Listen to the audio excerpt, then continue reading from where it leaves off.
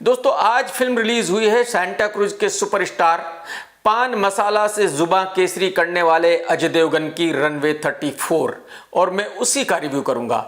लेकिन अगर आपने चैनल सब्सक्राइब नहीं किया तो फौरन ही कर लो और घंटी दबा दो, क्योंकि घंटी नहीं दबाओगे तो नोटिफिकेशन नहीं मिलेगा। अजय ने फिल्म का नाम तो बिल्कुल परफेक्ट रखा, रनवे 34, यानी कि पब्लिक रन अवे दूर दूर। और जब अजय खुद ही पब्लिक से कह रहे हैं कि भाई उस थिएटर से दूर भाग जाओ जिस थिएटर पर यह फिल्म लगी हो, तो अगर पब्लिक उन थिएटर से दूर भाग गई है तो इसमें पब्लिक की कोई गलती नहीं है। लेकिन ऐसा क्यों हुआ? आखिर इस फिल्म में ऐसा क्या है कि पब्लिक थिएटर में जाने को तैयार नहीं है? पहले कहानी की बात करते हैं।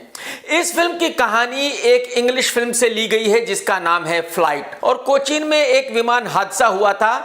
उस इंग्लिश फिल्म की कहानी को उसमें मिक्स कर दिया गया है। यह पूरी फिल्म सिर्फ 2 सीन में बनाई गई है, एक सीन इंटरवल से पहले और एक सीन इंटरवल के बाद, जबकि नॉर्मली एक फिल्म में 60 से 70 सीन होते हैं। तो फिल्म का पहला सीन यह है कि एक फ्लाइट है जो दुबई से कोचीन जाने वाली है, उसको उड़ाने के लिए 2 पायलट हैं, एक अजय देवगन जो पान मसाला से जुबां केसरी करते हैं और एक माल लाओ वाली एक्ट्रेस रकुल प्रीत। अब रकुल और अजय प्लेन के कॉकपिट में बैठे हुए हैं और बातें कर रहे हैं कि भाई प्लेन कितनी हाइट पर उड़ रहा है, प्लेन में कितना पेट्रोल है, प्लेन कितनी देर में कोचीन पहुंच जाएगा, कोचीन में मौसम कैसा है, वगैरह वगैरह। कोचीन एयरपोर्ट के नजदीक जाकर इनको पता चलता है कि कोचीन में मौसम बहुत खराब है और वहां लैंडिंग नहीं हो सकती, इसलिए ये चले जाते हैं त्रिवेंद्रम। लेकिन प्रॉब्लम यह है कि त्रिवेंद्रम में भी वैसा ही मौसम है, बल्कि कोचीन से भी ज्यादा खराब है। तो अब ये फ्लाइट को बेंगलोर ले जाना चाहते हैं, लेकिन फ्लाइट में पेट्रोल नहीं रहा है। तो जाहिर सी बात है इनके पास इसके अलावा और कोई रास्ता नहीं है कि ये उस फ्लाइट को त्रिवेंद्रम एयरपोर्ट पर ही लैंड कराएं। इसी दौरान महालुखा अजय नागर उर्फ कैरी मिनाती को भी फ्लाइट में दिखाया गया है,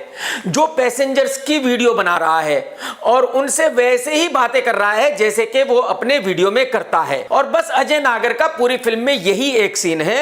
अजय देवगन ने अच्छी तरह से जलालत की है, अच्छी तरह से उसका गुरूर तोड़ा है कि बेटा तेरी ये औकात है, तू फिल्म में सिर्फ एक सीन कर सकता है। खैर मौसम बहुत खराब होने के बावजूद ये लोग फ्लाइट को त्रिवेंद्रम एयरपोर्ट पे लैंड कर देते हैं और प्लेन क्रैश होने से बाल बाल बच जाता है। बस यहीं पर इंटरवल हो जाता है। फिल्म का सेकंड हाफ यह है कि अजय की इंक्वायरी चालू हो जाती है। बच्चन साहब ये साबित करने पर लग जाते हैं कि जो कुछ भी हुआ वो अजय की गलती की वजह से हुआ और अजय की गलती की वजह से सैकड़ों लोगों की जान जा सकती थी, इसलिए अजय का पायलट का लाइसेंस सस्पेंड हो जाना चाहिए। दूसरी तरफ अजय अपने वकीलों के साथ मिलकर अपने आप को निर्दोष साबित करने की कोशिश कर रहा है। और सेकंड हाफ पूरी फिल्म सिर्फ एक ही सीन है जो अदालत में हो रहा है।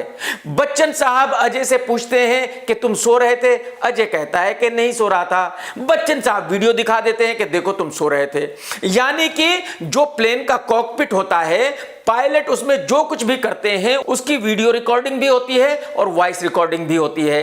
तो जब भी बच्चन साहब कुछ कहते हैं कि अजय तुमने ये कहा था, अजय कहता है कि मैंने नहीं कहा था, तो बच्चन साहब वो सुना देते हैं कि देखो तुमने ये कहा था। यानी बच्चन साहब के पास सब कुछ है। पूरी फिल्म सिर्फ 2 ही सीन में बनी है, तो जाहिर सी बात है ना तो स्क्रीन प्ले की जरूरत थी और ना ही डायलॉग्स की जरूरत थी। जो नॉर्मल बातें होती हैं वही डायलॉग्स हैं। फिल्म में म्यूजिक और एक्शन नाम की चीज बिल्कुल नहीं है, और जब ना स्क्रीन प्ले है, ना डायलॉग्स है, ना म्यूजिक है, ना एक्शन है, तो एंटरटेनमेंट नाम की तो चीज हो ही नहीं सकती। फिल्म में कुछ हो ना हो लेकिन लड़कियां खूब हैं, तकरीबन 6 लड़कियां हैं। एक तो अजय देवगन की को पायलट है रकुल प्रीत, एक अजय देवगन की वाइफ है, एक अजय देवगन की लॉयर है, एक लड़की को अजय देवगन दुबई में मिलता है वो है, एक लड़की एक दूसरी एयरलाइन की मालकिन है, वो हमेशा अदालत में ही रहती है, एक उस फ्लाइट की एयर होस्टेस है, वो बार बार आती रहती है।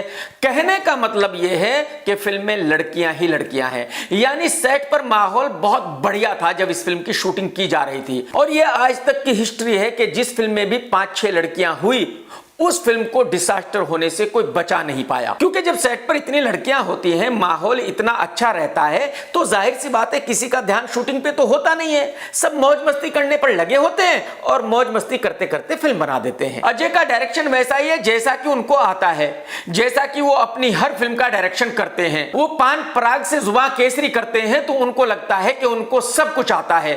उनको एक्टिंग भी आती है, उनको राइटिंग भी आती है, उनको डायरेक्शन भी आता है, जबकि जबकि हकीकत यह है कि उनका डायरेक्शन से कोई लेना देना नहीं है। इस फिल्म में अजय चेन स्मोकर बने हुए हैं। उनकी एक सिगरेट गिरती नहीं कि दूसरी सुलगा लेते हैं, जबकि हर सिगरेट के पैकेट पर लिखा हुआ है कि स्मोकिंग किल्स। इसके बावजूद भी अजय पान मसाला भी बेचते हैं और इस फिल्म में खूब सिगरेट भी पी रहे हैं। अजय भाई को मजा आता है लोगों की जान से खेलने में, इसीलिए वो पान मसाला भी खाते हैं, इसीलिए वो सिगरेट भी पीते हैं, ताकि जनता उनसे सीखे कि सिगरेट कैसे पी जाती है, तंबाकू कैसे खाया जाता है। वो मरे तो मरे, अजय भाई को कोई प्रॉब्लम नहीं है।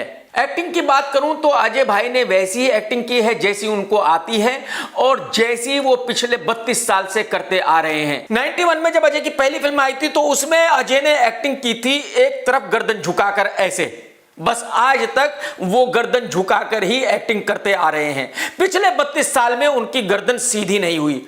यहां भले ही वो कॉकपिट में बैठे हो, भले ही वो अदालत में बैठे हो, लेकिन गर्दन उनकी झुकी हुई है। और अगर आपको याद हो तो अजय भाई फिल्म भुज में भी प्लेन उड़ा रहे थे और जब वो प्लेन उड़ा रहे थे तो फुल जोर लगा रहे थे, जैसे कि प्लेन को धक्का लगा रहे हो। तो जैसे अजय भाई ने भुज में पूरी ताकत लगा के धक्के लगा लगा के प्लेन उड़ाया था, ठीक उसी तरह वो इस फिल्म में भी उड़ा रहे हैं। तो आप अंदाजा लगा सकते हो कि उनकी एक्टिंग कितनी कमाल की है। रकुल प्रीत को इस फिल्म में सिर्फ रोने के लिए रखा गया है। जब वो कॉकपिट में होती है तो अजय देवगन उनकी बात मानते नहीं है। वो अगर कुछ कहती है तो अजय देवगन उस बात को काट देते हैं, तो वो प्लेन में बैठकर सिर्फ रोती रहती है। सेकंड हाफ में वो अदालत में बैठी हुई है और वहां बच्चन साहब रकुल से ऐसे सवाल पूछते हैं जिनका वो जवाब नहीं देना चाहती, तो वहां भी वो रोती रहती है। तो यानी कि पूरी फिल्म में रकुल सिर्फ रो रही है। अब आप अंदाजा लगा सकते हो कि उनकी एक्टिंग कितनी कमाल की है। बोमन ईरानी के फिल्म में 3-4 सीन हैं, वो फिल्म में क्यों है मेरी समझ में नहीं आया।